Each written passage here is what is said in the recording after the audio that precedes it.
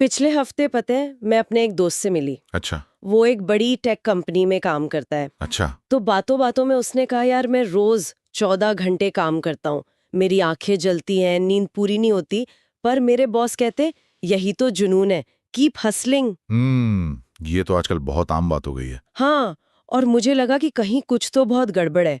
क्या सफलता का मतलब वाकई खुद को पूरी तरह निचोड़ देना है? हम्म मतलब क्या महानता का रास्ता दुख और थकान से ही गुजरता है? यही सवाल आज लगभग हर किसी के मन में है। हाँ। हम एक ऐसी संस्कृति में जी रहे हैं जहां थके हुए चेहरे को मेहनत का पदक माना जाता है। और हंसते हुए इंसान को गैर गंभीर कह दिया जाता है। बिल्कुल। और इसी उलझी हुई धारणा ने दुख को एक गुण और आनंद को लगभग एक अपराध बना दिया है। हाँ, जैसे अगर कोई खुश है तो जरूर वो काम से जी चुरा रहा है। सही बात है। और आज हम इसी गुत्थी को सुलझाने के लिए यहाँ हैं।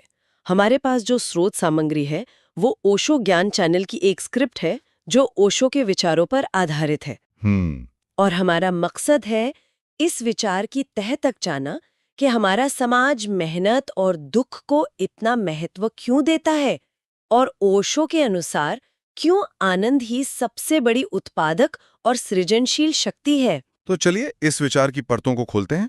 तो सबसे पहला और बुनियादी सवाल यही है, दुख को पुण्य क्यों मान लिया गया? हम्म हम अपने देवी देवताओं, संतों और महापुरुषों की तस्वीरें देखते हैं तो वे अक्सर गंभीर, चिंतित या थके हुए दिखते हैं। मुस्कान तो बहुत ही दुर्लभ है। सही कह रही हैं। ऐसा क्यों है कि हमने गंभीरता को गहराई और दुख को महानता से जोड़ दिया है? इसके पीछे एक बहुत गहरा सामाजिक मनोविज्ञान काम करता है, जैसा कि हमारे स्रोत में बताया गया है। क्या? ओशो का एक बहुत महत्वपूर्ण तर्क है कि मनुष्य को दुखी रखना आसान है क्योंकि दुखी व्यक्ति विद्रोह नहीं करता। अच्छा। जो व्यक्ति भीतर से दुखी और ऊर्जाहीन है वो किसी भी व्यवस्था के लिए, किसी भी सत्ता के लिए कोई खतरा नहीं बनता। ये सुनने में थोड़ा सा षड्यंत्र जैसा लगता है। मतलब क्या समाज या जो लोग सत्ता में हैं वो जानबूझकर एक ऐसा माहौल बनाते हैं जिससे लोग दुखी रहें? ताकि उन पर नियंत्रण रखा जा सके। हाँ, ये तो बहुत ही डरावनी सोच है। इसे एक सचेत षड्यंत्र की तरह देखना शायद सही न हो। हम्म। ये एक सामाजिक व्यवस्था है हम्म। जो हजारों सालों में धीरे धीरे विकसित हुई है। हम्म। एक दुखी व्यक्ति अपनी समस्याओं में इतना उलझा रहता है हम्म। कि उसके पास स्थापित नियमों या परंपराओं पर सवाल उठाने की ऊर्जा ही नहीं बचती। वो आज्ञाकारी बन जाता है। हाँ बिल्कुल। उसे कहा जाता है कि तुम्हारा दुख तुम्हारी परीक्षा है, इसे सहो तो तुम्हें स्वर्ग मिलेगा या भविष्य में सुख मिलेगा। ये यथास्थिति बनाए रखने का एक बहुत कारगर तरीका है। और आनंदित व्यक्ति? एक आनंदित व्यक्ति ऊर्जा से भरा होता है। वो सवाल पूछता है, वो अपनी स्वतंत्रता को महत्व देता है। और स्वतंत्र व्यक्ति पर शासन करना हमेशा मुश्किल होता है। और शायद इसीलिए बचपन से ही हमें सिखाया जाता है कि ज्यादा हंसो मत, नजर लग जाएगी, या फिर खुशियों को दबा कर रखो। हाँ, ये सब उसी कंडीशनिंग का हिस्सा है, ताकि हम उस आज्ञाकारी ढरे से बाहर न निकलें। बिल्कुल। दुख को गंभीरता और गहराई का छोला पहना दिया गया ताकि लोग उसे स्वेच्छा से स्वीकार कर लें और उसे अपनी महानता का प्रतीक समझने लगें। और इसी सोच से जुड़ा है कड़ी मेहनत का महिमा मंडन, जिसकी बात मैंने शुरू में की थी। आज के कॉर्पोरेट कल्चर में तो ये एक पंथ की तरह बन गया है।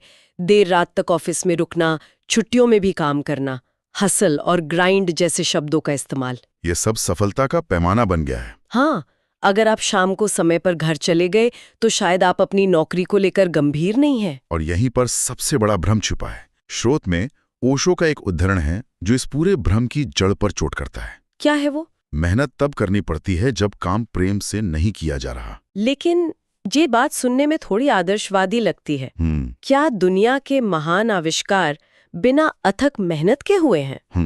अच्छा सवाल है। क्या थॉमस एडिसन ने बस आनंद आनंद में बल्ब बना लिया था? हाँ, उन्होंने तो हजारों बार असफलता का सामना किया, रात दिन एक कर दिए।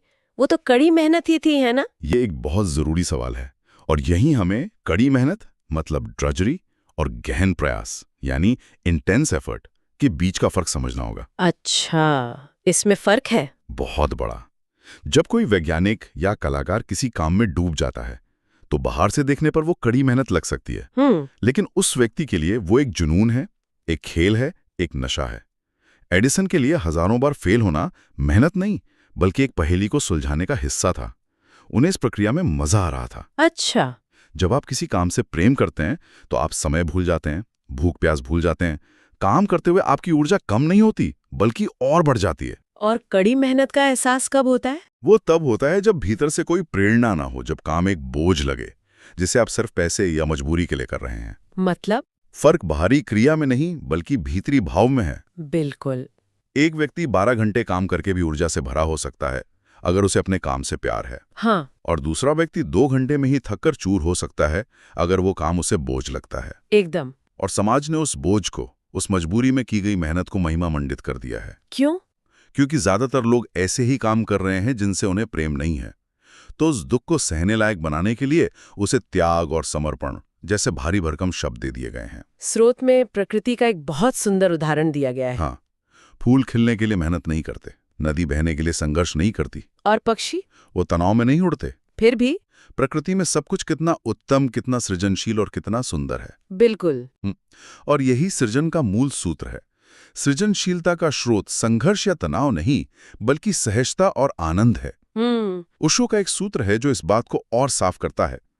आनंद में किया गया छोटा काम दुख में की गई बड़ी मेहनत से श्रेष्ठ है। ये बात कॉर्पोरेट दुनिया के लिए तो पचाना बहुत मुश्किल होगा। बिल्कुल। तो इसका मतलब ये है कि एक खुश और रिलैक्स्ड प्रोग्रामर जो 6 घंटे काम करता है, एक तनावग्रस्त और थके हुए प्रोग्रामर से बेहतर कोड लिख सकता है जो 12 घंटे काम कर रहा है। ज्यादातर मैनेजर्स तो इस बात पर हंसेंगे। हाँ, वे शायद हंसेंगे, लेकिन आधुनिक विज्ञान भी अब इसी नतीजे पर पहुंच रहा है। सच में? हाँ, जब हमारा दिमाग तनाव में होता है तो वो फाइट और फ्लाइट मोड में चला जाता है। हमारी सोच संकीर्ण हो जाती है, हम सिर्फ सामने की समस्या देख पाते हैं। इसे टनल विजन कहते हैं। अच्छा। वहीं जब हम आनंदित और शांत होते हैं तो हमारा दिमाग अल्फा स्टेट में होता है, जहां रचनात्मकता, नए विचार और समस्याओं को अलग अलग एंगल से देखने की क्षमता कई गुना बढ़ जाती है। वाह। तो हाँ, पूरी संभावना है कि वो 6 घंटे काम करने वाला खुश प्रोग्रामर ज्यादा मौलिक और बेहतर समाधान खोज लेगा, जबकि 12 घंटे काम करने वाला सिर्फ मशीनी ढंग से काम निपटा रहा होगा। वाह, मतलब आनंद सिर्फ एक अच्छी फीलिंग नहीं है, ये दिमाग की एक ज्यादा कारगर और शक्तिशाली अवस्था है। बिल्कुल। अगर ये इतना सीधा और शक्तिशाली सच है, तो हम इंसानों ने अपनी दुनिया को इसके ठीक उल्टा क्यों बनाया है? हमारे ऑफिस, हमारे स्कूल, यहाँ तक कि हमारे घर भी आनंद को बढ़ावा क्यों नहीं देते? हमेशा यही क्यों कहा जाता है कि पहले काम, बाद में मजा? इस विरोधाभास के पीछे वही कारण है जिसकी हमने पहले चर्चा की थी, नियंत्रण। हाँ, स्रोत में ओशो का एक और विचार है जो इसे साफ करता है। आनंदित मनुष्य खतरनाक होता है क्योंकि वो स्वतंत्र होता है। खतरनाक किस मायने में खतरनाक? क्या वो कोई नियम तोड़ेगा या समाज के लिए खतरा बन जाएगा? व्यवस्था के लिए खतरनाक। इसे ऐसे समझिए। बताइए। एक आनंदित व्यक्ति आत्मनिर्भर होता है। उसे अपनी खुशी के लिए बाहरी चीजों की जरूरत कम पड़ती है। अब सोचिए, हमारी पूरी अर्थव्यवस्था किस चीज पर टिकी है? किस पर? इसी बात पर कि आप अपूर्ण हैं और आपको खुश होने के लिए कुछ खरीदना पड़ेगा। एक नई कार, एक नया फोन, एक महंगा वेकेशन। सही बात है। लेकिन जो व्यक्ति पहले से ही आनंदित है, उसे विज्ञापनों से बेवकूफ नहीं बनाया जा सकता। उसे ये नहीं बेचा जा सकता कि ये खरीद लो तो तुम्हें खुशी मिलेगी। ये तो बहुत ही दिलचस्प दृष्टिकोण है। मतलब एक आनंदित व्यक्ति एक अच्छा उपभोक्ता नहीं है और शायद एक अच्छा कर्मचारी भी नहीं, क्योंकि वो अपनी शर्तों पर जीना चाहेगा, वो भेड़चाल का हिस्सा नहीं बनेगा। बिल्कुल, उसे नियंत्रित करना, उसे गुलाम बनाना या उससे अपनी बातें मनवाना बहुत मुश्किल है। वो अपनी अंतरात्मा की सुनेगा। तो इसीलिए समाज एक ऐसा ढांचा बनाता है जहां सुख को हमेशा भविष्य के लिए टाल दिया जाता है।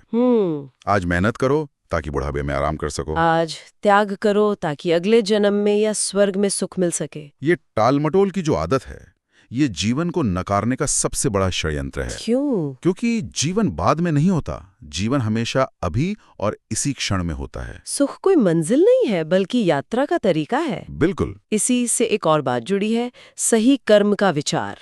समाज हमें हमेशा सिखाता है कि सही काम करो, नियमों का पालन करो, अपने कर्तव्य निभाओ। हाँ, हमारी पूरी शिक्षा प्रणाली इसी पर आधारित है। बिल्कुल, लेकिन स्रोत ओशो के सजग कर्म की बात करता है। जी। इन दोनों में क्या अंतर है? यह बहुत सूक्ष्म लेकिन सबसे महत्वपूर्ण अंतर है। क्या? समाज का सही कर्म बाहर से थोपे गए नियमों और नैतिकता पर आधारित है। ये करो, ये मत करो, ये अच्छा है, ये बुरा है। एक लिस्ट है पूरी। हाँ, एक पूरी सूची है। इसमें व्यक्ति की अपनी चेतना या समझ का कोई स्थान नहीं होता। उसे बस एक रोबोट की तरह दिए गए निर्देशों का पालन करना होता है। ऐसा व्यक्ति समाज के लिए बहुत सुविधाजनक होता है। सुविधाजनक, पर वो कभी भी ऑथेंटिकली जिंदा नहीं होता। और सजग कर्म।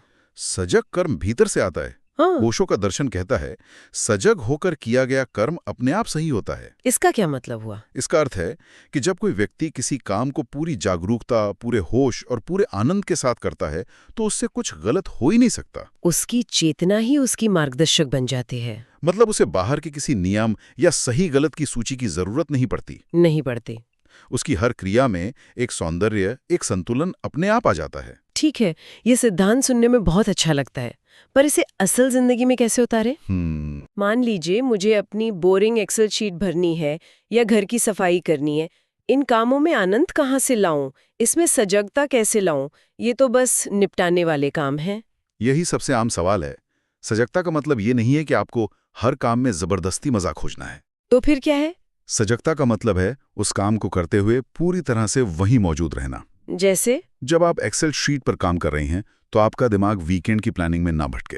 आपका पूरा ध्यान कीबोर्ड पर चलती अपनी उंगलियों पर हो, स्क्रीन पर बदलते नंबरों पर हो, अपनी सांसों के प्रति सजग रहें। अच्छा। जब आप काम को भविष्य के परिणाम से कि ये कब खत्म होगा, इससे अलग करके सिर्फ वर्तमान की क्रिया में डूब जाते हैं, तो दिमाग शांत हो जाता है और उस शांति में एक अलग तरह का आनंद है। कोई और उदाहरण? जैसे रोज सुबह की चाय बनाना, ये एक काम है, लेकिन अगर इसे पूरी सजगता से किया जाए, पानी की आवाज सुनना, चाय की खुशबू महसूस करना, हर घूंट का स्वाद लेना, तो वही 5 मिनट का काम एक ध्यान बन जाता है। वाह!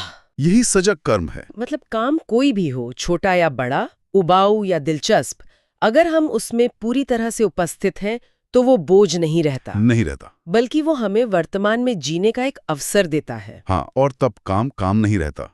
स्रोत के शब्दों में कहें तो काम पूजा बन जाता है और जीवन उत्सव बन जाता है। फिर आप बर्तन धो रहे हों या कोई बड़ा प्रोजेक्ट कर रहे हों, अगर आप उसमें पूरी तरह मौजूद हैं, तो दोनों ही काम आपकी चेतना को ऊंचा उठाने का माध्यम बन जाते हैं। तो आज की इस पूरी चर्चा का सार यही निकलता है कि दुख कोई गुण नहीं है जिसे ओढ़कर घुमा जाए, और थकान कोई पदक नहीं है जिसे गर्व से दुनिया को दिखाया जाए। जीवन कोई सजा नहीं है जिसे मजबूरी में काटना है। हमने सफलता और महानता की एक ऐसी परिभाषा बना ली है जो जीवन विरोधी है। बिल्कुल। असली उत्पादकता, असली सृजनशीलता और जीवन का असली सार उस हसल में नहीं, बल्कि प्रेम और आनंद में डूबे हुए सहज कर्म में छिपा है। जब आप प्रेम से काम करते हैं, तो आप मेहनत नहीं करते, आप बस जीते हैं। ओशो का अंतिम संदेश भी यही है, जैसा कि स्रोत में बताया गया है, मेहनत को नहीं, जीवन को प्रेम से जियो। और इसी विचार के साथ हम श्रोताओं के लिए एक प्रयोग छोड़ सकते हैं। क्या? आज अपने दिन के किसी एक कर्तव्य को चुनिए, चाहे वो बर्तन धोना हो, कोई ईमेल लिखना हो या बच्चों को पढ़ाना हो, और उसे एक काम की तरह नहीं, बल्कि एक खेल की तरह पूरी उपस्थिति के साथ करने की कोशिश कीजिए। और फिर देखिए कि क्या होता है। हाँ, देखिए कि बस इस नजरिए के बदलने से आपकी ऊर्जा पर और उस काम की गुणवत्ता पर क्या असर पड़ता है। एक बहुत ही सुंदर विचार। हमारी ये चर्चा ओशो ज्ञान चैनल की सामग्री पर आधारित थी, जिसका संदेश ही यही है, जहां जीवन बोझ नहीं, उत्सव है। इस विचार को अपने तक ही ना रखें, इसे अपने प्रियजनों के साथ भी साझा करें। शायद किसी थके हुए दोस्त को आज यही सुनने की जरूरत हो।